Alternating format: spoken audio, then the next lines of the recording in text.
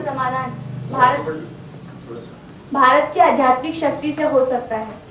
मैं आप कहूंगी, वृद्ध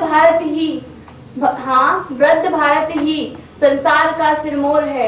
ऐसा पुरातन देश क्या विश्व में कोई और है? हमारा पवित्र भारतवर्ष धर्म और दर्शन की पुण्य भूमि है। यहीं बड़े बड़े महापुरुषों और ऋषि मुनियों का जन्म हुआ है। यही संन्यास और त्याग की भूमि है। यहीं और आदिकाल से लेकर आज तक केवल यहीं मनुष्यों के लिए जीवन के सर्वोत्तम उच्च आदर्शों और मुक्ति के लिए द्वार खुला हुआ है। हजारों वर्षों से हमारे भारत में धार्मिक आदर्शों की उन्नति भी अनावश्यक नहीं है, पर ये धर्म जो है वो एक मुख्य विषय है। ये सब गौड़ विषय है, इनकी आवश्यकता हमें है, परंतु धर्म के अलावा हमें दूसरी चीज की आवश्यकता कम है। हमें अधिक धर्म की आवश्यकता है।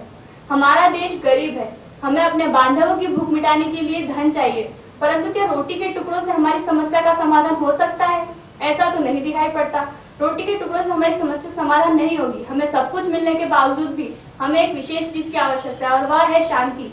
शांति से कई बड़े बड़े विवाद सुलझ गए हैं। आज कई चीजें हमें देखने को मिलती है हमारे प्राचीन काल में कि कई बड़े बड़ी उलझने शांति से सुलझी है। आज बड़ी बड़ी समस्याएं, वर्तमान समस्याएं सिर्फ शांति से सुलझ पाई हैं, क्योंकि या फिर वर्तमान समस्याएं जो उनका समाधान करने में सिर्फ शांति एक महत्वपूर्ण भूमिका निभा सकती है। इसके लिए सबसे अच्छे महत्वपूर्ण उदाहरण महात्मा गांधी हैं। हम उनको देखें तो उन्होंने हमारे प्राचीन काल में हमारे देश को आजाद कराने के लिए, अंग्रेजों के कुशासन को हटाने के लिए सत्य, अहिंसा और शांति का सहारा लिया।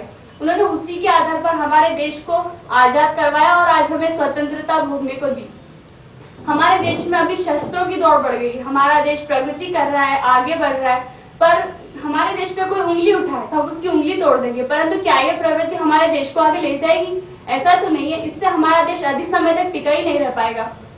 हमारे देश को यदि अधिक समय तक टिका रहना है तो उसे शांति का सहारा लेना होगा। शांति जो अधिक समय तक हमारे देश को इस विश्व में रहने देगी।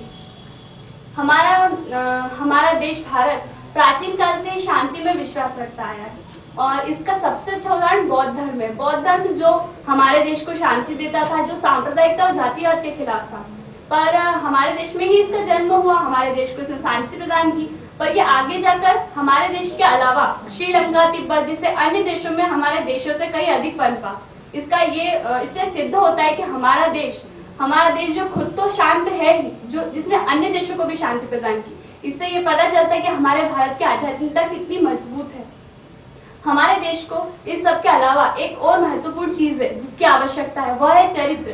चरित्र के बिना कोई भी महत्वपूर्ण कार्य साध्य नहीं हो सकता।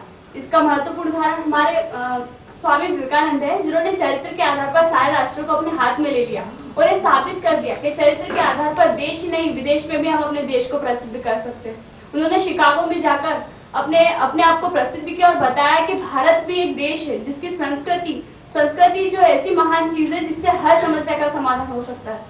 हमारे देश के लोगों को आवश्यकता है मजबूत मांसपेशियों की, लोहे की मांसपेशियों के साथ ही मजबूत स्नायु तंत्र की। आवश्यकता है एक ऐसी अदम्य इच्छा शक्ति की जिसका कोई विरोध करने में समर्थ ही न हो। हमारा देश और ये सब हमें प्राप्त करने के लिए एक चीज की आवश्यकता है, और वो है धर्म में विश्वास करना, अध्यात्म में विश्वास करना, और ये विश्वास करना कि मैं आत्मा हूँ और जो सारे लोग हैं वो भी आत्मा, उनके अंदर भी एक आत्मा है जो न कभी मरती है न कभी जन्म लेती है। और ये विश्वास करना कि अगर मुझ में राम है तो सामने वाले व्यक्ति में भी राम ही है, और उसमें राम होने के बाद अगर हम किसी पे वार करते हैं तो उसमें अगर राम है तो हम उसमें वार कैसे कर सकते हैं? क्योंकि अगर राम को भगवान मानते हैं, यदि हम में वही भगवान है तो वो दूसरे में क्यों नहीं है? सामने वाले में वही भगवान होने पर हम उस पर कोई भी अत्याचार नहीं कर सकते। हमारे देश को अब आवश्यक है मजबूत इच्छा शक्ति की, मजबूत संगठन की, और साथ ही आवश्यक है एक ऐसा समन्वय लाने की जिससे सारे लोग मिलकर साथ में हमारे देश को गढ़ने की एक कोशिश करें। लोग कहते हैं कि जन्नत मरने के बाद मिलती है, परंतु देश की शांति, देश की सर्वोच्चता हमारे देश को आगे ले जाने, विकास करने, आध्यात्मिकता के कारण हमारे देश को ऐसा बनाया जा सकता है कि लोग कहेंगे कि जन्नत है तो सिर्फ भारत में है, वरना कहीं नहीं। जन्नत है तो सिर्फ भारत में है। Thank you.